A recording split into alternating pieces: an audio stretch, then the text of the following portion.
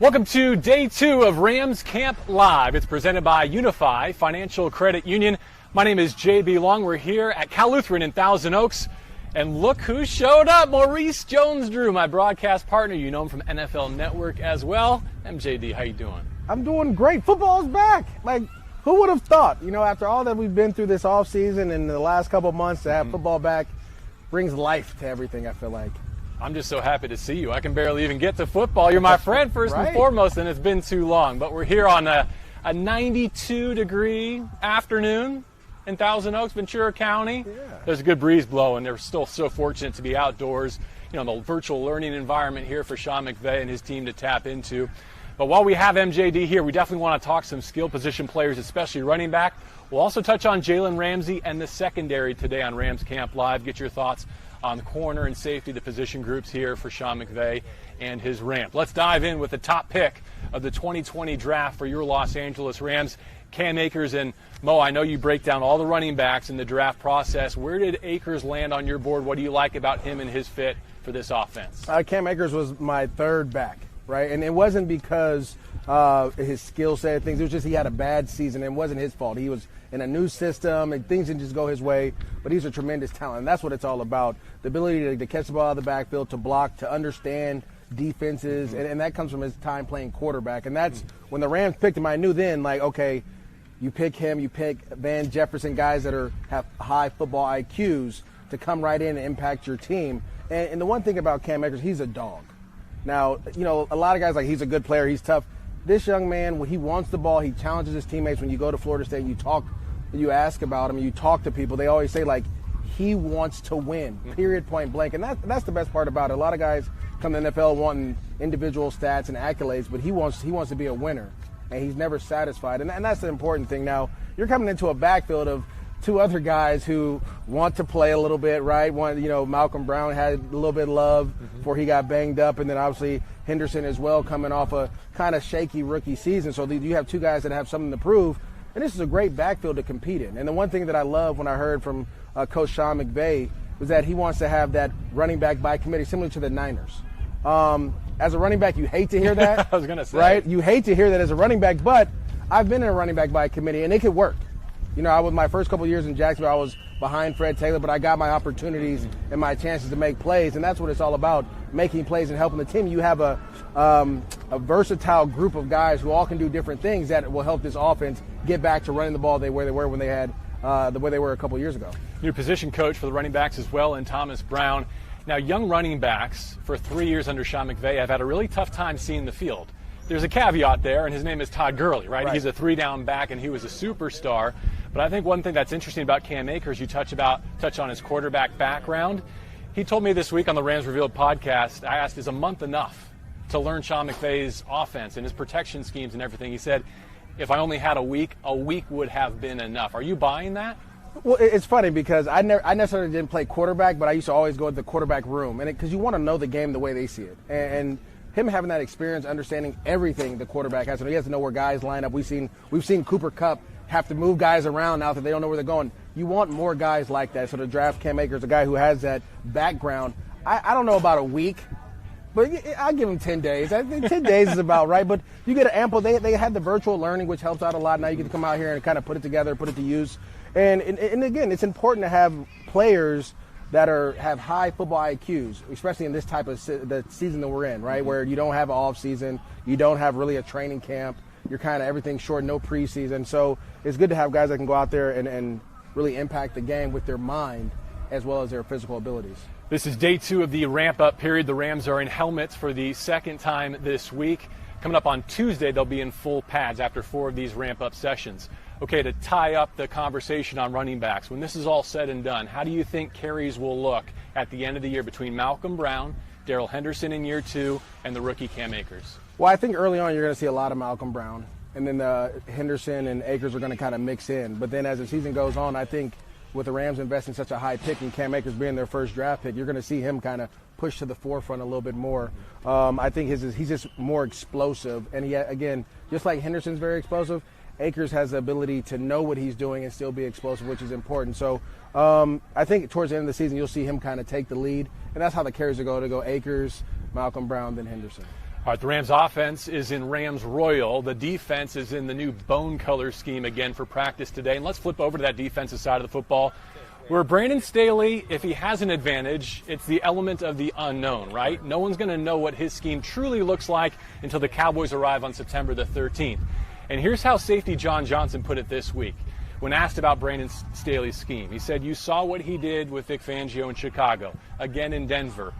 Our guys are better than their guys. So picture that scheme with better players." How does that strike you? I like it. It's confidence, right? I think when you put Jalen Ramsey against those corners, hands down better, right? When you put Aaron Donald against those defensive tackles, I think you see it there. And then the safety position is a little bit different, but he is right. From their position, they have two versatile guys that can do a little bit of everything. Both guys can line up in the box and play the run. With Johnson and Rapp. And Johnson and Rapp. And then they also can drop back and play the middle of the field as well. And so you'll see a lot of, mixed coverages with those two guys. I think you're going to see a ton once they get I don't like when balls start coming to the side.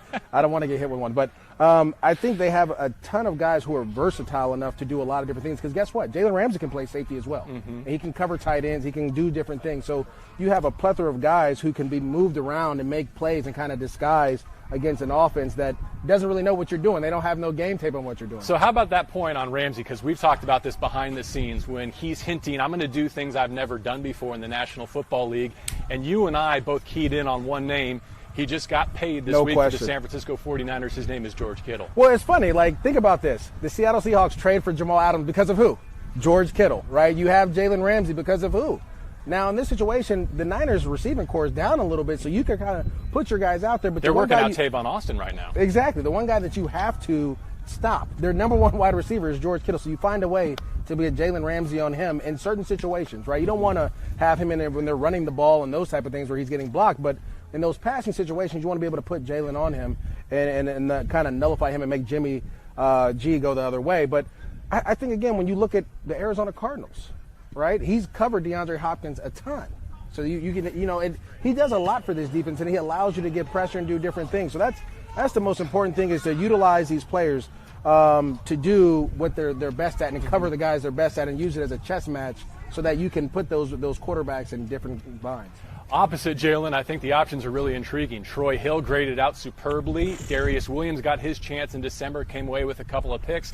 David Long entering his second year, a Loyola product, an LA kid. And then they mix in a couple of new pieces. They're safety by title, but Terrell Burgess out of Utah especially is intriguing to me in terms of who takes over in the slot for Nickel Roby-Coleman. Yeah, again, I think, you should go with Troy Hill because the way he played throughout the whole season. At corner? At corner. Okay. Being that guy that was just getting attacked. Now, it depends on where you want Jalen to play. Does Jalen move to the slot? Because he's done that before if he's matching with someone. And then who's going to be that next guy outside? Is it going to be David Long, who does a really good job outside? Or is it Darius Williams? Are there other guys that you want to go? I think each week is going to depend on the scheme. It's not going to be one guy just locked in here. Because depending on where you put Jalen or who you have covering this guy, if you're playing in a man scheme, if you're going zone that week, it just depends on how those guys match up in those certain positions, because the nickel is probably the toughest position to play on defense. And that's why Nickel Roby-Coleman was so good, because he was smart and he understood his leverage. But if I have a guy that can have a two-way go all the time, you got to be a dog. You got to be able to do move sideways and turn and run without help. So I think, again, it just depends on who plays that slot receiver when you're in that week, and then you go from there. Don't overlook Dante Dion as well. If you watch the debut episode of Hard Knocks, he stole the show. He and Jalen Ramsey clearly have a great rapport going already. They had a relationship that predates their time with the Rams. But you saw Dion wants to move up from, the projects to the suburbs in terms of the broken locker room here in Thousand Oaks? Hey, all I know is he's been doing curls, right? And he looks pretty ripped up. So he may be able full to get body in there. every day. Well, that's the other thing about playing nickel. Yeah, if you're going to play nickel, you got to be able to get in the trenches and tackle a little bit too. So not everybody's willing to do those type of things. Let's go back to offense, and let's talk some skill position players, some targets. Look, I think we agree the Rams have one of the top receiving duos in Robert Woods and Cooper Kupp.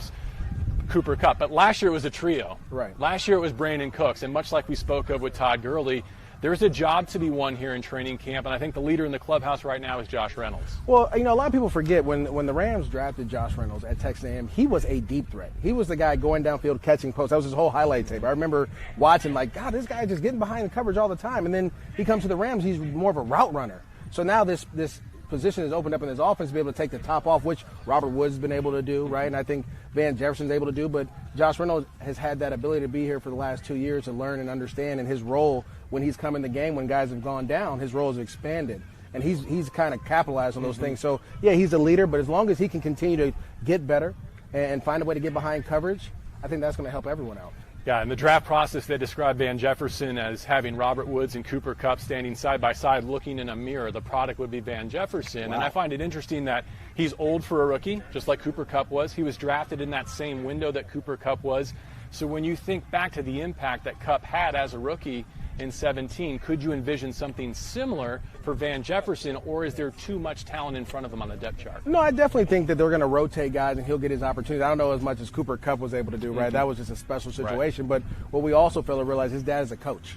So he has that coaching background as well. So he's going to find his way on the field, however it may be. If it is a 4-receiver set, a 5-receiver set, he'll find his way on the field, and he'll be able to make plays on some of those other corners, that third and fourth corner that you're always trying to match up against. So I think the Rams have done a great job of building the receiver core, having possibly 4 number 1 wide receivers, right? Or 4 1s and 2s and not 1, 2, 3, 4 guys out there that kind of how they rank.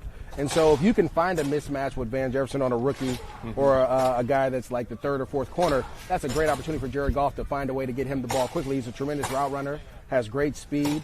So they've done a great job of adding these pieces throughout the draft, both running back and receiver and defense that we haven't talked about. But I think everyone has been drafted or brought here is here to make an impact right away. It's not like, okay, you're going to be a special teams guy or, okay, you're going to do – no, you're coming in right away. There's a role in mind. Yeah, to make a play. You know, I don't think we can talk about the receivers this year at training camp like we might have some summers past without also mentioning the balance with the tight ends, because the dominant trend of 11 personnel gave way in December to more 2 tight end usage. And now when you look at the tight end depth chart, you have Tyler Higbee coming off a Hall of Fame December. You have Gerald Everett in a contract year. You have Johnny Muntz, who stuck his nose in there in the running game and made an impact late in last season. And then you have Bryson Hopkins, who is like a luxury draft pick, one of the great vertical threats, one of the fastest tight ends, playmaking tight ends out of Purdue in the draft. And they went ahead and took that option, even though they didn't need necessarily another tight end in the room. Well, the one thing about the tight end position is the number 1 mismatch on the field. A tight end is bigger than most safeties and corners that are covered, but they're faster than most linebackers, right? So you get a guy who's the fastest tight end in the game. You get a guy who's been able to go out there and make plays. You want to, again, this is about a mismatch league. You're going to try to find ways to get guys in position to make plays. And one of the ways, one of the times the Rams struggled last year was in the red zone. And you need those big bodies to catch those seam balls over the middle. So I expect all these guys to come in and compete. And you said it, Gerald Everett's in a contract year. You kind of drafted him with Hopkins, right? And so you're going to kind of figure it out. Like, are we going to sign him? If we do, we still got something. If we don't, we have insurance, right? And that's kind of the business side of football that, we try not to talk about as much, but you always have to protect yourself. And I know you've oftentimes called for a fullback in this offense, and so has our audience. I think Munt is the closest thing you're going to get to a fullback component in the 2020 Rams. Oh, definitely. And again, I mean, he understands his role, right? He's going to come in and be that third tight end, those 3 tight end sets, but he's also going to be that fullback when you want to go I formation like against the Bears and you just run it down their throat. And so you have to have that ability to do both of those in this league. Maurice Jones-Drew is with us today at Cal Lutheran in Thousand Oaks. He's my broadcast partner on Rams Radio, also works for the NFL Network, where you can catch extensive training camp coverage, not just from here and the Los Angeles Rams, but from across the National Football League. Must feel different for you this summer not to be taking airplanes all around the country to check out training camps. I mean, vacation's going to be a little different next summer. I think I'm going to have to come out of pocket, but it's always good that you still get to see footage when I'm at home working, but there's nothing like being out here, hearing the pads, seeing the guys scream and yell at each other and just competing, right? That's the part that you miss. And so I'm happy that I got a chance to come out here and check our guys out, man. They look great with the new helmets, and there's some new bodies that look, a little bit different than they did last year. One other thought on just the general environment that we are in before we wrap up day 2 of Rams Camp Live, presented by Unify Financial Credit Union. We're less than a month away from kicking off against the Dallas Cowboys, who are also under new leadership.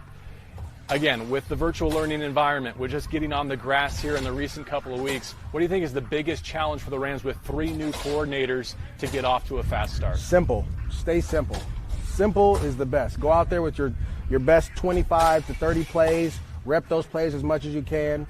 Defensively, have a small package that you guys can play fast with. Because at the end of the day in the NFL, whoever plays the fastest, the most mistake-free is going to win. If you come out there with this 1,000 playbook or 1,000 play playbook and all this, guys are going to be thinking too much.